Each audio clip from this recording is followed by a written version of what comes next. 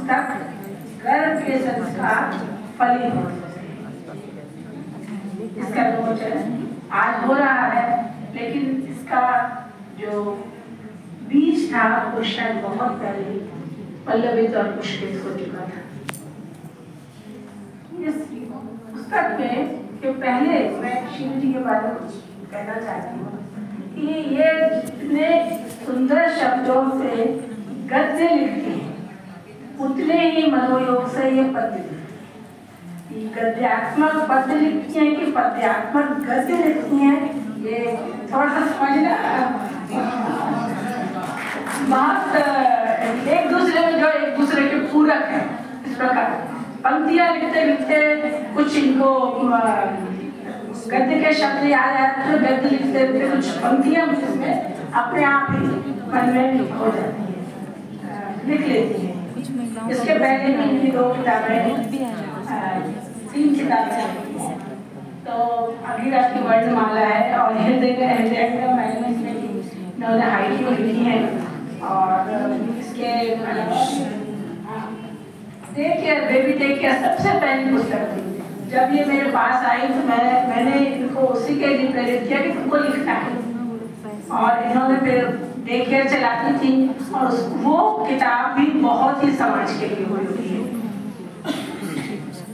ये शीलू जी, इसके साथ एक विशेषता है कि इनका जो एक्सप्रेशन है, जो बोलती हैं, वो भी बहुत प्रभावी है, बहुत प्रभावी है। जो इनका शब्द भाव अभिव्यक्ति है वो भी बहुत सुंदर है। इस पुस्तक पे हम आते हैं। ये पुस्तक हमारे आदरणीय भैया जी सुधीर भैया के सहयोग से ये सर्वप्रिय प्रकाशन दिल्ली से आई है। बहुत ही उसके पेज बहुत अच्छे, क्वालिटी बहुत बढ़िया है और 88 पेज की ये पुस्तक है, लेकिन जिसमें कि सागर को भरा है इन्होंने शिव जी ने बहुत ही सुंदर लिखा है इस पे। इसको मैं इस दृष्टि से देखती हूँ कि सबसे पहले वैयक्तिक दृष्टि से, फिर पारिवारिक दृष्टि से, फिर सामाजिक दृष्टि से और सर्वप्रथम महिलाओं की दृष्टि से। ये जो एहसासों को इन्होंने अपने कलमबद्ध किया है, ये अकेला इनका एहसास नहीं है। इस विश्व में जितनी माताएं बनी हैं और जिन्होंने को अपने मन में सोचा है आने वाले की प्रतीक्षा, अपने होते हुए बदलाव, हमारे सामाजिक, हमारे मनोवैज्ञानिक बदलाव, उन सब के बारे में इन्होंने उन एहसासों को शब्द रूप में व्यक्त किया है, जो कि ये अपने अकेले की नहीं, पूरे समाज का इसमें प्रतिनिधित्व कर रही है। वैयक्तिक दृष्टि से देखें तो प्रथम बार मां बनना एक नारी के लिए बहुत ही एक तो कौतूहलवश होता है, दूसरा एक कल्पना के सागर में वो तैरती रहती है कि आगे क्या होगा, कैसे होगा। मनोवैज्ञानिक दृष्टि से बहुत सारे परिवर्तन होते हैं और शारीरिक परिवर्तन का होता है, उसका मनोविज्ञान से बहुत अधिक संबंध होता है। आजकल तो बहुत लोग मां बनना ही नहीं चाहते कि उनका फिगर खराब हो जाएगा, लेकिन जो स्त्री तभी पूर्ण होती है जब वो मां बनती है। तो इसमें अब आता है परिवार का सहयोग। परिवार के सहयोग और असहयोग दोनों की बातें होती हैं यहाँ पे, क्योंकि ऐसी स्थिति में कभी नारी कुछ कर सकती है, कभी नहीं कर पाती है, कभी उसमें बहुत सारे परिवर्तन होते हैं, तो कभी कुछ उसको सुनना ही पड़ता है, और कभी ये भी होता है कि वो जब अपने मायके में रहती है तो बहुत सारा लाड दुलार, माँ का प्यार और आगे आने की कल्पना, छोटी छोटी जो शारीरिक तकलीफें होती हैं उनसे मुकाबला करना, कभी खाना नहीं खाया जाता। तो इन्होंने इसमें पूरे 9 माह का वर्णन किया है।